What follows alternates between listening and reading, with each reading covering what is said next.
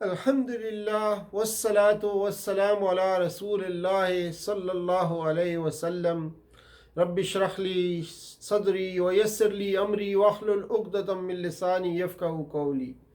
السلام علیکم ورحمۃ اللہ وبرکاتہ۔ بسم اللہ الرحمن الرحیم۔ آؤ قرآن سمجھیں آسان طریقے سے، حصہ اول نماز کے ذریعے سے۔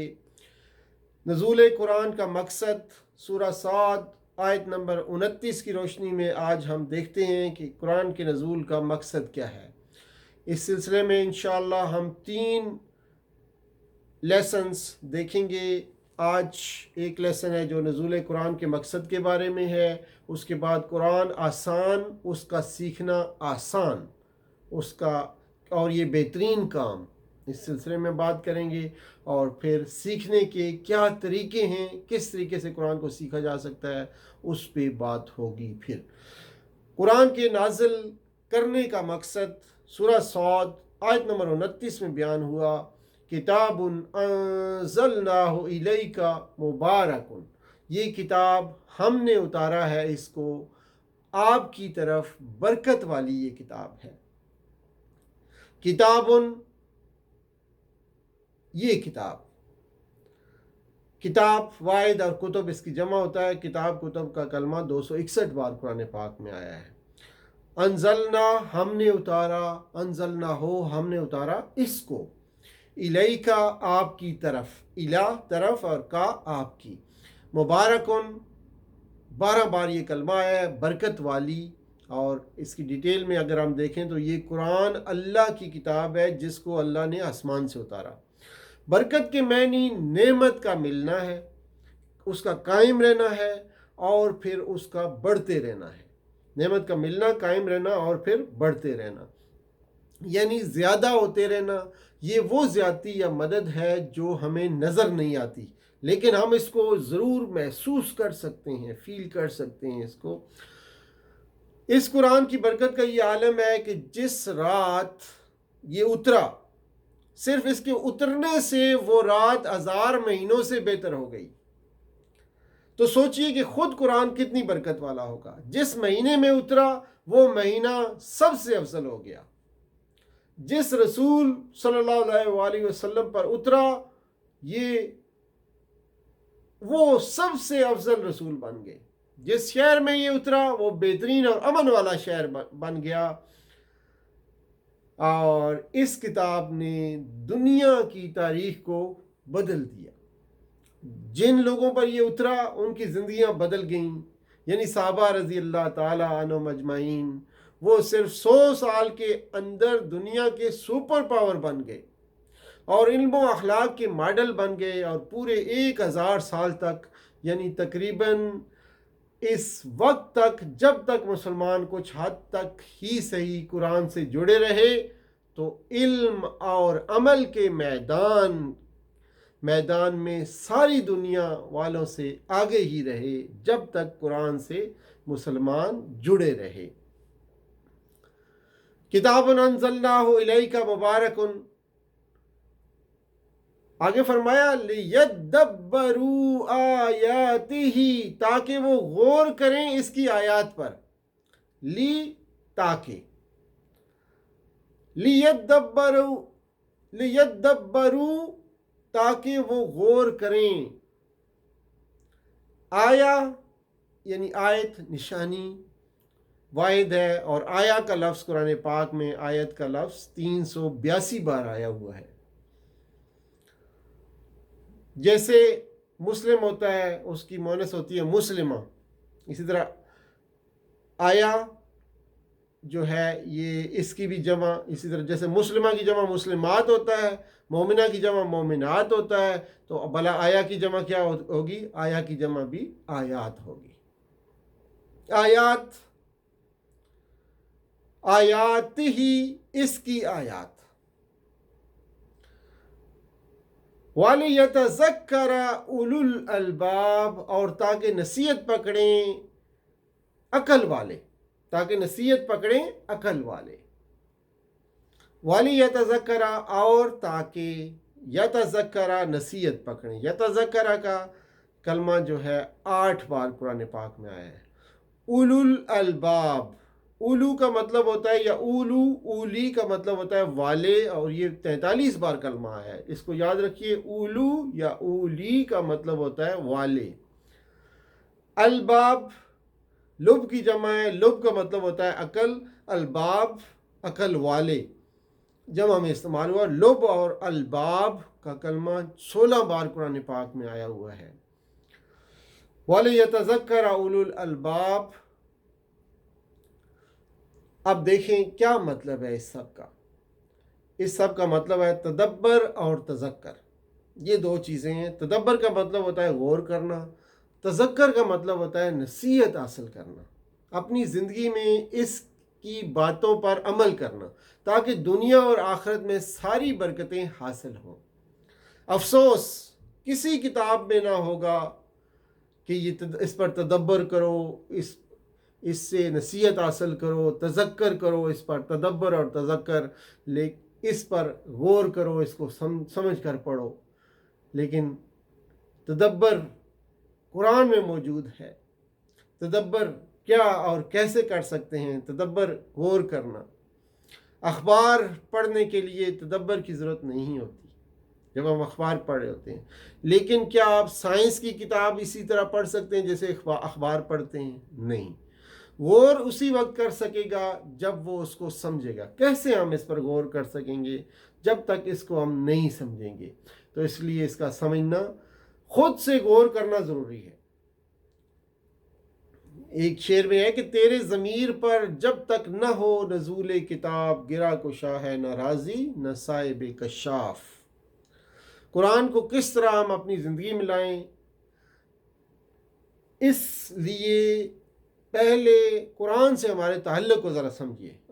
हमारा कुरान के साथ कैसा ताल्लुक़ है, किस किस्म का ताल्लुक़ है कुरान के साथ, उसको पहले समझते हैं, फिर हम देखते हैं कि कुरान को कैसे अपनी ज़िंदगी में लाना है। कुरान से हमारा ताल्लुक़ रास्त, शख्सी, तयशुदा और मुतल्लिक है, यानी डायरेक्ट, पर्सनल, प्लान्ड और रेलिवेंट है, टाइम रेलिवेंट। डायरेक्ट का क्या मतलब है? रास्त का मतलब या डायरेक्ट का मतलब कि हम कुरान पढ़ते हैं तो हम कहते हैं कि ये अल्लाह की किताब है, सुनते हैं तो कहते हैं ये अल्लाह का कलाम है। ये कोई बेजान किताब नहीं है, ये जिंदा किताब है, इसलिए कि अल्लाह ताला हमसे रास्त मुखातिब होता है। वो देख रहा है कि मेरा बंदा सुनकर क्या करता है। हम पूरे अखलास से पढ़ें तो वो हमें हिदायत के रास्ते समझाता है। दूसरी बात है शख्सी, यानी पर्सनल। जो आयत भी हम पढ़ें या सुने इस एहसास के साथ कि ये मेरे लिए है। जो आयत भी हम पढ़ें और सुने इस एहसास के साथ कि ये आयत मेरे लिए है। इसलिए नहीं कि फ़लाँ आयत काफरों के लिए, फ़लाँ मुशरिकों के लिए, फ़लाँ मुनाफिकों के लिए, फ़लाँ मदीने के मुसलमानों के लिए, फ़लाँ मक्का के मुसलमानों के लिए, इस तरह कह के ये देखना कि इसमें मेरे लिए क्या पैगाम हो सकता है, ये हमें देखना होगा, न कि हम दूसरों पे उसको चस्पा कर दें। तयशुदा, प्लांट, यानी तीसरा ताल्लुक हमारा कुरान से जो है वो तयशुदा है। दुनिया की हर चीज़ तकदीर के तहत है। हम कहते हैं दाने दाने पर लिखा है खाने वाले का नाम, तो हम कह सकते हैं कि आयत पर लिखा है सुनने वाले का नाम, पढ़ने वाले का नाम, इसको समझने वाले का नाम, इस पर अमल करने वाले का नाम। और फिर ये हमारे मुताल्लिक है, हमारे बारे में है, हमसे रेलेवेंट है। अगर ये चौथा जो है ताल्लुक है हमारा कुरान से कि ये हमारे मुताल्लिक है, यानी रेलेवेंट है हमारे। अगर किसी बड़े आदमी के पास तालीम के मशवरे के लिए जाएं तो क्या आपसे वो जो है कोई आम चीज़ पूछेगा कि जी मंडी के क्या भाव हैं, ये वो, या मैं तो नहीं, यानी कि ये मसलन प्याज के बारे में तो नहीं बताएगा। वो तो आपको बड़ा कुछ आम मसला देगा, बड़ी आम चीज़ कोई समझाएगा, कीमतें नहीं बताएगा कि चीज़ों की ये आज फ़लाँ ये ऐसे है। किसी बड़े आदमी के पास जब तालीम या मशवरे के लिए जाते हैं आप, तो आप कुरान हिदायत के लिए पढ़ते हैं और सुनते हैं तो अल्लाह की तज़कीर یعنی یاد دہانی غیر متعلق کیسے ہو سکتی ہے؟ یہ کیسے ہو سکتا ہے قرآن جو آپ پڑھ رہے ہیں یہ آپ سے متعلق نہ ہو، آپ کے بارے میں نہ ہو؟ یعنی مجھے یہ سوچنا چاہیے، اے اللہ آپ نے مجھے یہ آیات آج کیوں سنائی ہیں؟ آج مجھ سے یہ آیات کیوں پڑھوائی ہیں؟ آج یہ آیات میری زندگی میں آنی چاہیے، یہ کیوں آج ان سے میرا جو ہے ٹکراؤ ہوا ہے ان آیات سے؟ تعلق معلوم ہو گیا تو لیجئے تدبر کو دیکھتے ہیں۔ تعلق کے بارے میں 4 چیزیں ہم نے دیکھی، اب تدبر دیکھتے ہیں، تدبر کیسا کرنا ہے۔ یہاں پر ایک عام آدمی کے لیے تدبر کا طریقہ بتایا جا رہا ہے۔ عام لوگ ہم ہیں، ہمارے لیے تدبر کا طریقہ یہ ہوگا مطالعہ، تصور، احساس۔ مطالعے کا کیا مطلب ہے؟ قرآن کی آیات کو سمجھ کر بار بار پڑھیے، ان آیات کی مختصر تشریح یا تفسیر کا غور و فکر کے ساتھ مطالعہ کیجیے۔ تصور کا یہاں مطلب یہ ہے کہ جہاں ممکن ہو وہاں پر تصور کا استعمال کیجیے تاکہ آپ اچھی طرح غور و فکر کر سکیں۔ مثلا زمین و آسمان کا ذکر ہو تو ان کے پھیلاؤ کا تصور کیجیے، رب العالمین کا ذکر ہو تو مختلف جہانوں اور ان میں بے شمار مخلوقات کا تصور کیجیے۔ اور احساس، تیسری چیز ہے احساس۔ تدبر کے لیے تیسری چیز احساس۔ نعمتوں کا ذکر ہو تو شکر کا احساس ہو، جنت کا ذکر ہو تو شوق اور امید کا احساس ہو، جہنم کا ذکر ہو تو خوف اور ڈر کا احساس ہو۔ تو مطالعہ جو ہم کرتے ہیں دعا، احتساب، پلان، تبلیغ، تصور اور احساس کے ساتھ، تو تذکر کا ایک سادہ طریقہ جو ہم اپلائی کرتے ہیں اپنے اس قرآن کی سمجھ میں، سب سے پہلے تو دعا ہے۔ ہر عمل کی ابتدا دعا سے ہوتی ہے۔ پھر احتساب ہے، گزرے ہوئے دن یا ہفتے یا سال، مہینے، عمر کا احتساب کرنا، اور پھر پلان کرنا، اگلے دن میں کیا کروں گا، یا اگلے آنے والے ہفتے میں، مہینے میں، سال میں، باقی عمر میں نے کیا کرنا ہے، اس کا پلان کرنا ہے۔ اور پھر دعا میں ڈیٹیل تھوڑی سی آپ دیکھ لیجئے، قرآن کی ہر آیت عمل کے لیے ہے، دل یا اعضاء، ہر عمل کی ابتدا دعا سے ہے۔ مثال تدبر اور تذکر کی توفیق ہے، یعنی آپ جو ہے دعا کریں، یا اللہ مجھے اس آیت پر تدبر اور تذکر کرنے کی توفیق عطا فرما جب بھی کوئی آیت پڑھیں۔ اور پھر احتساب کے بارے میں یہ ہے کہ مگر صرف دعا کافی نہیں ہے۔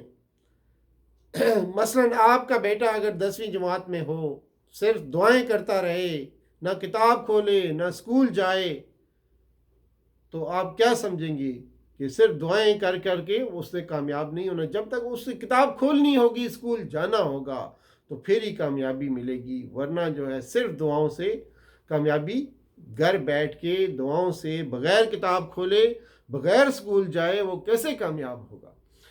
تو پھر احتساب، گزرے ہوئے دن کا کرنا ہے، ہم نے گزرے ہوئے ہفتے کا کرنا ہے، گزرے ہوئے مہینے کا کرنا ہے، گزرے ہوئے سالوں کا کرنا ہے، گزری ہوئی اپنی عمر کا احتساب کرنا ہے کہ اس عمر میں مجھے کیا کرنا چاہیے تھا اور میں کیا کرتا رہا۔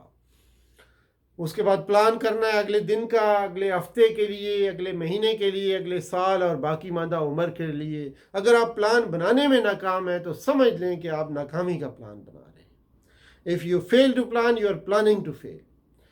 مثلاً آپ نے آج کھانا ہے تو کھانا کھانے کا پلان پہلے بنائیں گے، ورنہ بھوکے رہنے کا پلان ہوگا۔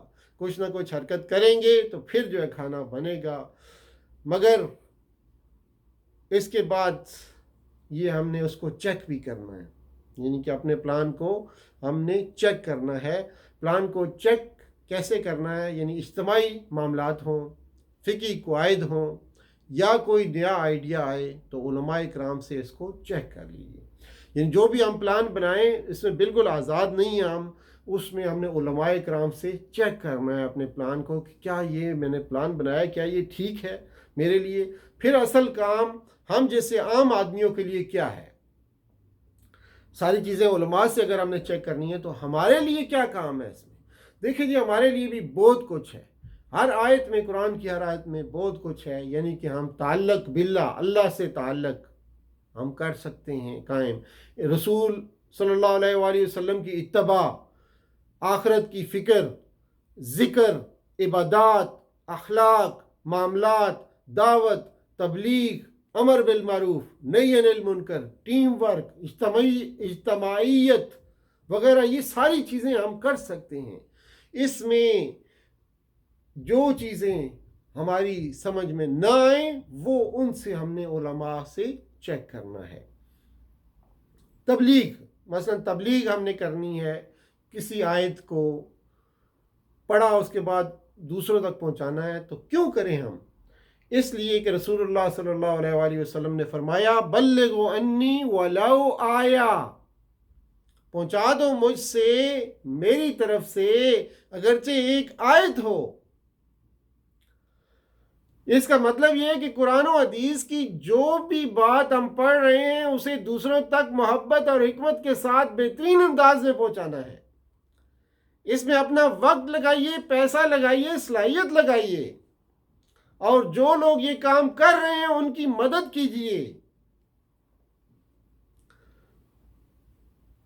آنے والے اسباق میں آنے والی آیتوں اور اذکار کو اسی طرح پڑھنا ہے، یعنی ہم ہر آیت کا غور سے مطالعہ کریں گے، تصور کا استعمال کریں گے اور احساس کے ساتھ پڑھیں گے، آیت کے مضمون کے حساب سے اللہ سے دعا کریں گے، اور پھر اس دعا کی روشنی میں خود کے گزرے ہوئے دنوں کا محاسبہ کریں گے اور اگلے دنوں کا پلان بنائیں گے۔ جو ہم نے سیکھا اسے دوسروں تک پہنچائیں گے تاکہ ہم اپنی ذمہ داری پوری کر سکیں اور ان کی نیکی کا ثواب ہم کو بھی مل سکے۔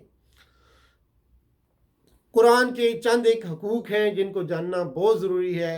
سب سے پہلے ایمان رکھنا قرآن پر، پھر اس کو پڑھنا، سمجھنا، تدبر کرنا، عمل کرنا اور اس کو پھیلانا۔